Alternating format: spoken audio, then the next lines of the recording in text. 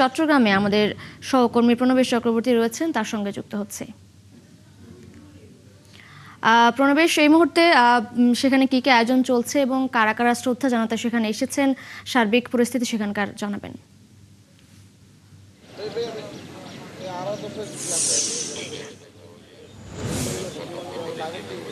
তিশা চট্টগ্রামের কাট্টলিতে এখানে যে স্মৃতিসৌধ রয়েছে সেখানে ভোরের আলো ফোটার সাথে সাথেই এখানে বিভাগীয় কমিশনার এবং জেলা প্রশাসক, মেয়র তারা শ্রদ্ধা জানান। এর আগে ৩২টি তোপধ্বনির মাধ্যমে আজকের যে স্বাধীনতা দিবস সেটির কার্যক্রম শুরু হয়। এরপর যারা জেলা প্রশাসক থেকে শুরু করে ঊর্ধ্বতন যারা সরকারি কর্মকর্তা, বিভিন্ন প্রতিষ্ঠানের কর্মকর্তা, তারা এইখানে স্মৃতিসৌধে শ্রদ্ধা জানিয়েছেন। পরবর্তীতে বিভিন্ন সংস্থা, সাধারণ জনগণ এবং মুক্তিযোদ্ধারা তারা শ্রদ্ধা জানিয়েছেন এবং যারা শহীদ হয়েছেন, দেশের জন্য যারা আত্মত্যাগ করেছেন, তাদের সেই আত্মত্যাগের কথা এবং তাদের যে স্বপ্ন ছিল একটি উন্নত সমৃদ্ধ বাংলাদেশ প্রতিষ্ঠা করা, সেই স্বপ্নের প্রতি এখানে যারা একত্রিত হয়েছেন তারা সেই স্বপ্নের কথা বারবার করে উচ্চারণ করেছেন। তো এখানে যারা মুক্তিযোদ্ধারা এখানে আছেন, আমরা তাদের কাছ থেকে এই মুক্তিযুদ্ধের এতদিন পরে এসে তাদের স্বপ্নটা কি আমরা একটু জানতে চাইবো এবং যে স্বপ্ন নিয়ে তারা যুদ্ধ করেছিলেন তাদের প্রত্যাশা অনুযায়ী সেটি কতটুকু তারা পেয়েছেন সেই কথাটা একটু জানতে চাইবো, একটু যদি বলেন।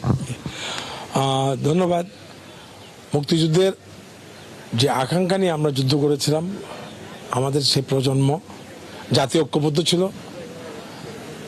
যে জনযুদ্ধ হয়েছিল, জনযুদ্ধের মাধ্যমে আমাদের এই স্বাধীনতা পেয়েছি, কিন্তু যে আকাঙ্ক্ষা পূরণ হয়নি, বৈষম্য দূরীকরণের জন্য যে যুদ্ধ হয়েছিল সেই বৈষম্য দূর হয়নি। আজকে ৫৫ বছর পরেও আমরা সেই বৈষম্য দূরীকরণের জন্য আমরা এখনো আমাদের এই প্রজন্ম আন্দোলন করছে। পার্থক্য শুধু এটুকু, আমাদের এই যুদ্ধের মাধ্যমে আমাদের প্রজন্মকে সাহসী করে তুলেছে।